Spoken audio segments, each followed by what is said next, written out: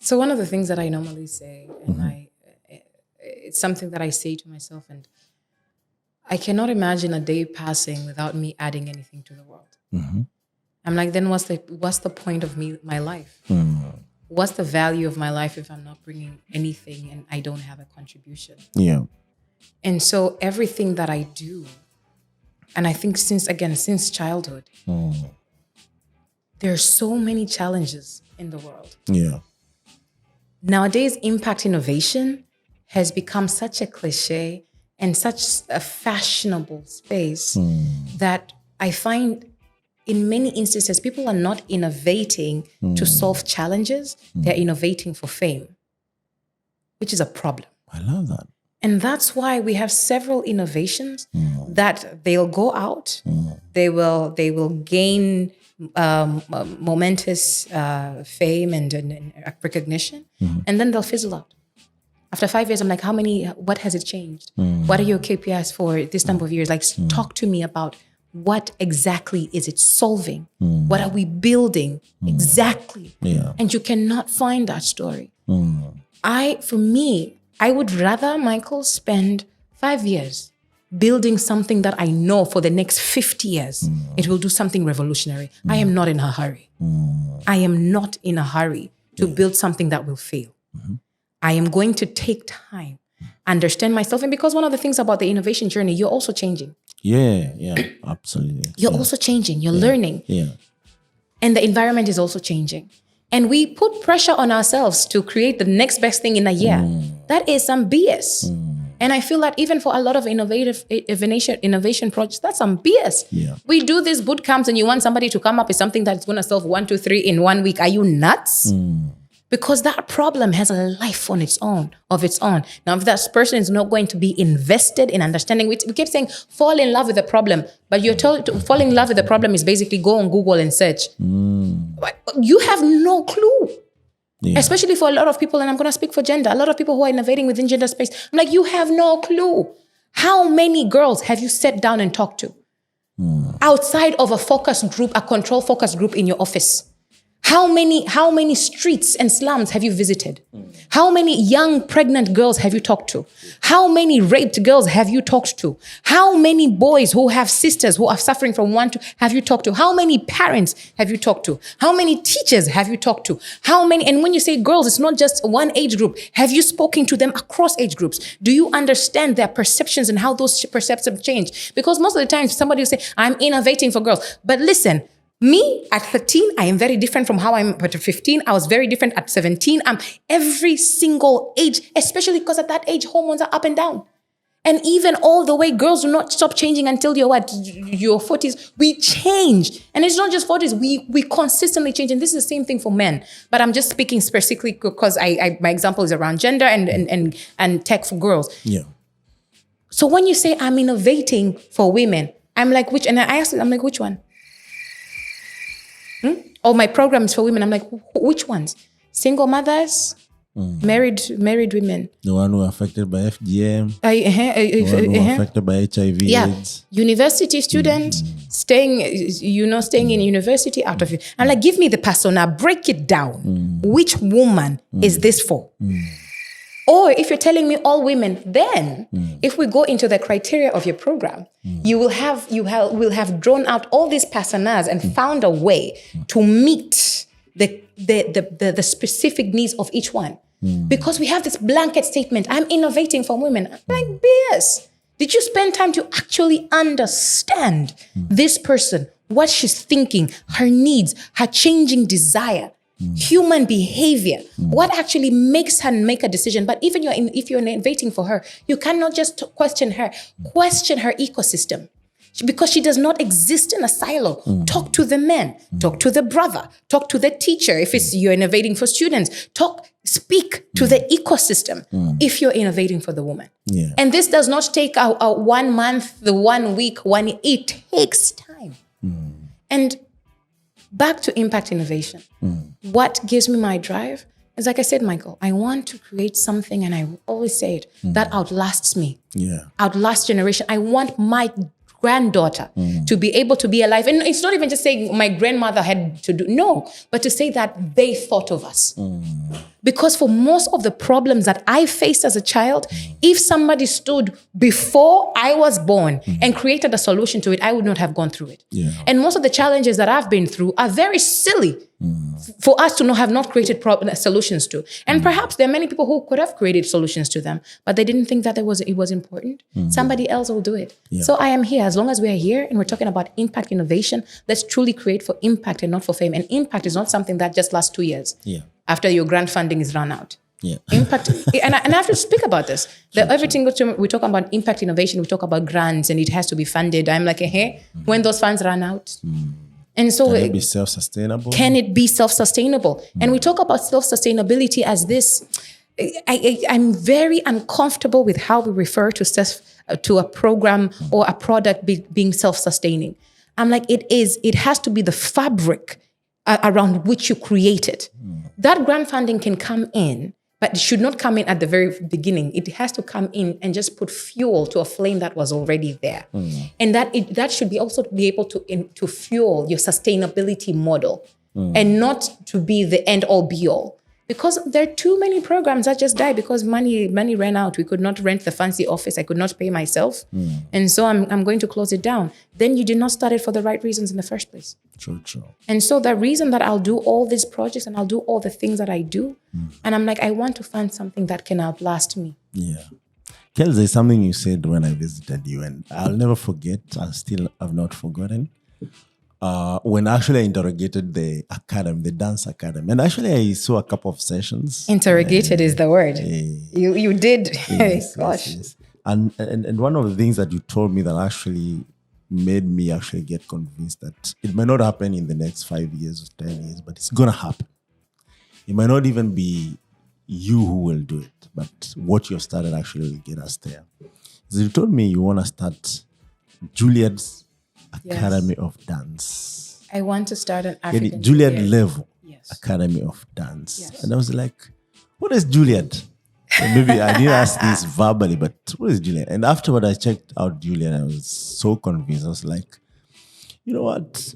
Let me keep these contacts. And one way or the other, there's a reason maybe you say that. How is that going? So what I said was I want to start Juliet for Africa. So basically, it's not Juliet in Africa. It is that I was talking about that level of professionalism, yes. And not just for dance, but for the creative arts. And the whole idea is marrying the creative arts and where it's come to, the creative arts with the sciences and technology. And so basically, creative arts, innovation, of the sciences, and creating a space where artists, this thing where whenever we're talking about the creative economy, people think, oh, it's just musicians and writers. I am like, scientists are creatives. Data scientists have a massive challenge right now. When COVID hit, I was given this example at the Data Tamasha last week, whereas when COVID hit, we had a lot of data being generated in real time. But we had a big challenge. The biggest challenge was, how do you make that data, how do you visualize that data in a way that a layman would understand it and be able to use it to make informed decisions? And we had a lot of data out there and information, translated into information, but people were not able to use it to make informed decisions because of how we were presenting that information. The creative industry has a very critical role to play in the sciences because what it helps to do is communicate different experiences, different pieces of information, different perspectives in a way that people can consume them and connect to them more so actively. And we have not connected those two so far. So Unleashed Academy for Creative Arts and Leadership, I'm going to tell you right now that that name is going to change. By the way, we shall unveil the brand soon. But we're still in that space. And what we're starting off with is an artist development program called Nsanima.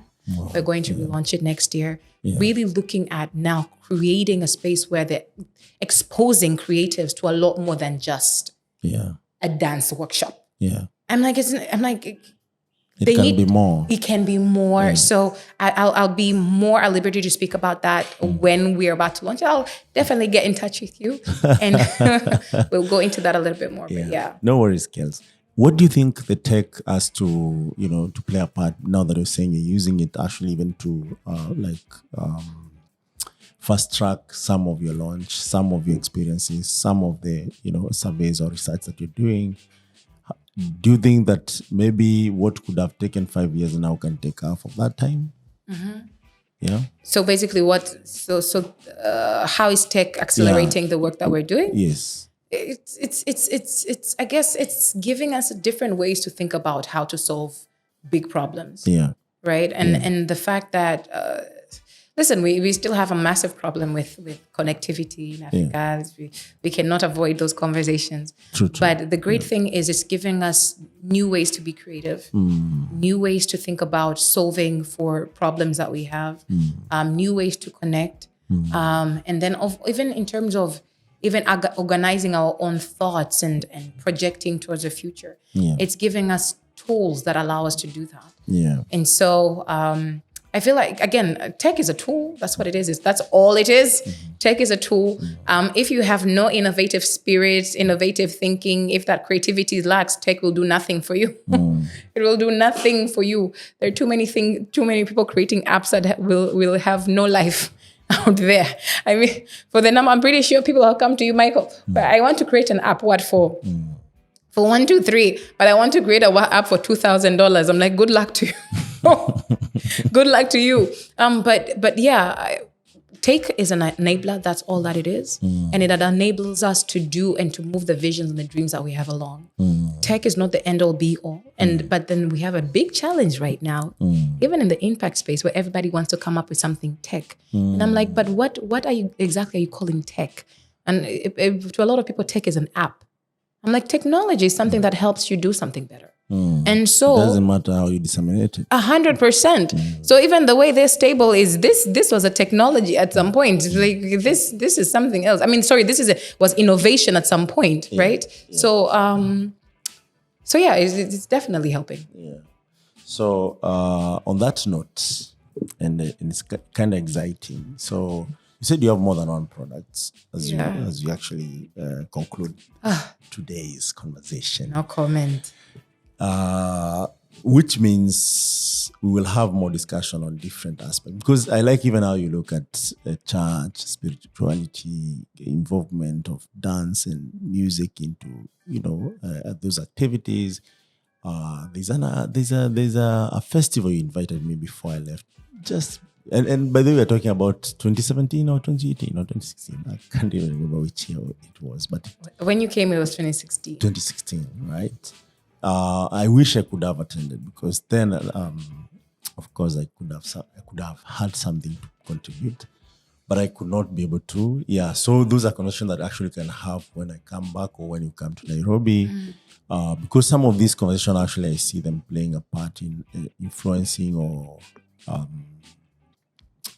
educating people on certain things that we are taking for granted, and hence the other side taking us for granted for it, right? So in this case, would you like to shed some light? You don't have to say what you're launching, but at least the impact, just for lack of better word, and not in the realm of throwing the words around, right? That it's going to have in this, because your mission actually looks like it has several impacts along the way. In the nature that is focusing on girls, on gender, and it's not just specifically girls, but gender and issues that relate to that. So do you want to shed some light on that? Yeah, sure. So just so the what you're talking about specifically is the product that's going to launch next week, right?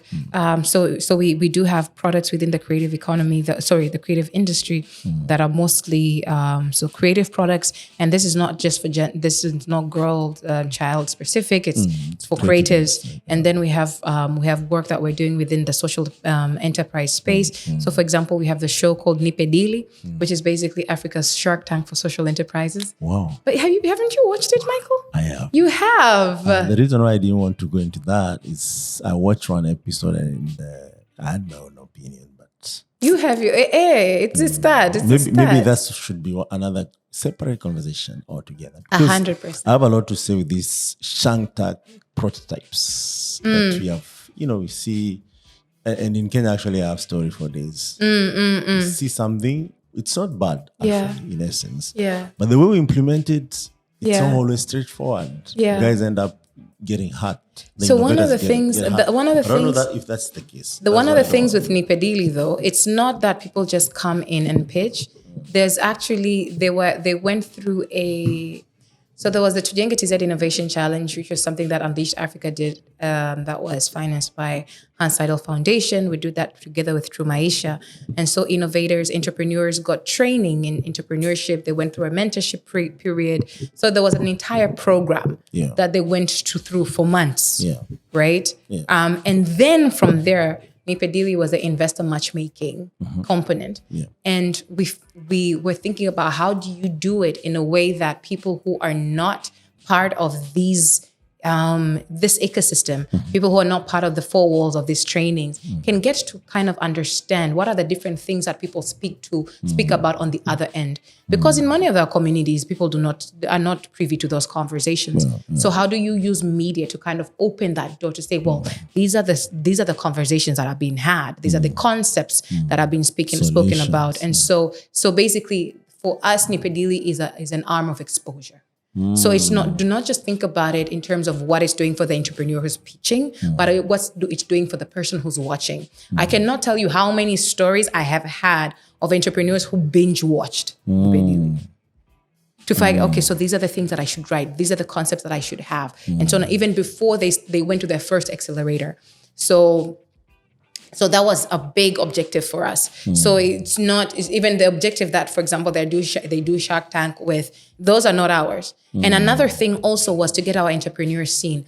We have several entrepreneurs who were on Nipedili, and I can speak, I've not gone consent to share their stories here, so I won't. But they were able to. So one of the stories, he a funder in actually UAE saw him on Nipedili. So where other people see them and they are able to call them. So there was just also that visibility aspect, right? And you've done a short pitch and you're seen. So some people don't necessarily care about what their investors are telling you. I just want to see what you have to say, because people are looking for entrepreneurs in East Africa. So, but what we're launching next week is Rise Up. Rise Up is Africa's first digital safe space for girls. So Rise Up is right now the MVP is what we're launching. It's still a progressive web app. It's going to become an application next year when we launch Rise Up 2.0. But it's a community. Sorry, it's a platform where girls can get access to a few things. I like calling it Instagram for girls. The Instagram of opportunities, but for women. Women only. Again, women only. If you're a man and you join Rise Up, you shall be booted. Trust me. You shall be booted off. But yeah, so they get access to a curated opportunities. So there's a big thing about women not being, when you put out an opportunity out there, the conversation is, the percentage of men, the ratio between the men and women applying is very disproportionate. Women do not apply to opportunities. Why? Yeah. I'm going to ask you, the why can be for another. I have a lot of whys. Yeah. We from the research that we've done, we have a lot of I've also been asking myself why. But so basically, that's a conversation for another day that Rise Up can actually answer to, because we have a lot of this data. But so it's a platform where women get curated opportunities, information on opportunities. So from jobs, internships, volunteer, scholarships, conferences, so basically the different events, etc. So they're funding, there are 8 different types of opportunities that'll get there. So when you're getting on Rise Up, it will ask you questions. It will ask the woman, not you, but women, if you were a woman, questions about themselves, and it will curate the experience to your needs. So if I get on Rise Up and I'm like, well, depending on where I am with my dreams right now, this is what I'm looking for. It will give you that information, but it will also connect you to, other information. So in case, for example, perhaps you're not looking for an internship and that's not what you've selected, but maybe you have a relative who wants that's information that you can still have. Yeah. It works really well for somebody who is here, you probably need to go on Rise Up to get what I mean. It's pretty well built, if I have to say so myself. It also gives her access to a learning lab. So what we do, again, we curate information. So sexual reproductive health. So there's health and fitness, there's entrepreneurship, there's innovation, there's career guidance, and there is another that I am personal branding, right? So we have content that we don't create ourselves, but we work with different partners to get this content. Some content we get on YouTube. What we do is you curate an experience that has a woman learning things from. Right now, we tell people, just go on YouTube, just go online. I'm like, listen, the World Wide Web is a World Wide Web for a reason. And it has spiders that can eat you up. So when you're telling a young girl, go online, and it's not necessarily a safe environment out there, how are you sure that the information she's getting will not necessarily put her in a compromising situation, which most times is what happens. So we curate that information, but we also give different partners an opportunity to put information out there. So we have a community of about 5,000 girls. Basically, it's organic growth. So this is pre-launch, by the way. So you have access to that. But another thing that we have, and I love about Rise Up, we also have a community. So it's basically your WhatsApp, but on this platform. And I just have to mention this here. So Rise Up is age segmented, 13 to 15, 16 to 18, 19 to 25, 26 to 35 have a very different experience on Rise Up. The way you're going to talk about sexual reproductive health to a 13 years old, and most of them come in through their parents' phones, by the way. It's very different from how you're going to talk about it to a 26-year-old. So we curate those experiences based on the age segmentation. So we also have, one of the findings that we got as we were experimenting was the power of community to reinforce and encourage a woman to uptake an opportunity, to engage in a conversation. So Rise Up is community. It also, not only that, it also allows the people within our community, Rise Up community, to create sub-opportunities, communities for themselves. So it's communities within a larger community. And what Rise Up is also going to be able to allow women to do, so that's not available in this iteration, but in the next iteration is going to something that we're working on. You're also going to be able to report abuse. So in the workspace, in any space, you find some sort of abuse. Somebody touches you like I was touched.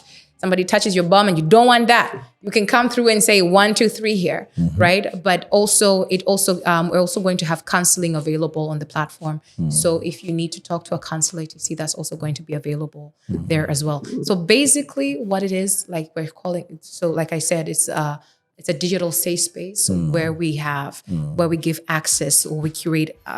And the reason I use the word curate, if a company, an organization has any scandal, we will not put you up. Why not? If we do put you up, we're going to put a disclaimer next to it. There are too many companies that are out there that women go to and they face so much abuse, and we do not speak about this because basically I'm sending a goat out for slaughter. So I am not going to put it up there. So again, there's a team that literally combs through before putting anything up there. So if it's there, it's really has been... Yes, it's been vetted. Okay. So I was to ask now that if someone touches you, you have to put there, and the only thing that you get is counseling. No. On the report abuse. No. So the counseling and the report abuse are two different things. There's a counseling where they'll get access to counselors. So if you have faced any trauma of some sort and so on and so forth, that's your own counseling. The report abuse button is something completely different. So we're working with different associations that deal with legal issues to be able to take on those cases and make sure that these women get justice. Yeah. So there's a connection between people who can take action and the reporting in that platform. 100%. Wow, very nice. Yes. Very nice. Is that the part that actually I didn't get? Yeah. That's the counseling and the report abuse are two different things. Okay. And all of them are voluntary. For the girls themselves, yes. Yeah. So it's your own experience. It's we don't get in. Now that you don't welcome men in this platform, and you said we need an ecosystem, how is that possible in this platform? Well, as we were building, we approached the ecosystem. So we spoke to girls, primary, secondary, high school. We spoke to university students. We spoke to graduates. We spoke to fathers. We spoke to mothers. We spoke to teachers. We spoke to religious leaders. We spoke to community leaders. So we spoke to brothers. We spoke to the ecosystem. Okay. As we were building it. looking at these are the challenges that women face, that girls face. How, what ways do you feel? Can I share one story as we're wrapping up? Please. So in one of the focus groups that we're doing with parents, by the way, when we were interviewing parents, I actually expected more mothers to show up. I really did. 90% of those who showed up were men. Shocking. We're discussing challenges that girls face. The ones who showed up were men. And after, when you're conducting a focus group, it's also really important to create a safe space for those you're speaking to, for them to speak freely. Yeah. Most of the times that we run these sessions, they're so technical and they're so theoretical that people are not sharing freely. Okay. Right? Okay. And so we got to a point where one of the fathers, 62-year-old man, he broke down finally, and he said, listen, if my daughter comes to me and she tells me, oh, Dad, here's my dream. This is what I want to do. And by the way, we had this focus group with parents after we spoke with all the girls. And the biggest point of contention from them was parents, that the parents were the biggest cause of our downfall. Our insecurities start and end with our parents. And mostly fathers. Fathers are not present. And we were not just speaking to middle class. We spoke across, socioeconomic stratas. Okay. And the answers were very related. Yeah. But so this man says, when my daughter comes to me and she has a dream and she tells me about it, she tells me I want to do 1, 2, 3. And I'm trying to translate it into in English because he said it in Swahili. It makes a lot of sense in my in Swahili in my head. But yes, but he says, how can I tell this girl that I don't know how to help her? As a father and as a man of the house, the moment I am to tell this girl that I can't help her, I am lowering my value and my position in her mind. And so what am I going to tell her? I am going to chase her away, tell her to talk to her mother. I'm going to tell her, who do you think I am? Don't bother me with such problems. Not that I don't want to help her, it's because I do not know how to. I don't have that network. I don't know where to send her to, where she can be safe. And so I will chase her away. Right? And he was saying this very emotionally in Swahili, of course. And it's for those Swahili speakers, how this lands. It was a very heavy conversation. I will chase her away. But in my heart of hearts, I know what she's going to face out there. But I am not going to malign my image as dad, as father, baba, in front of this woman, of this girl. And so I will do that to save face. Yeah. So if I have somewhere where I can take my daughters and know that they will be safe, bring it to us yesterday. Yeah, so when it comes to, that ecosystem, right?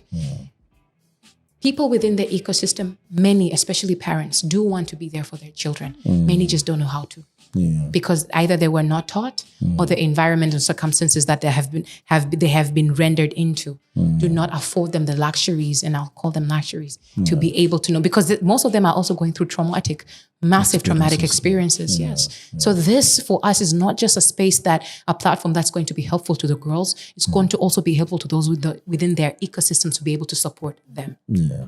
Awesome.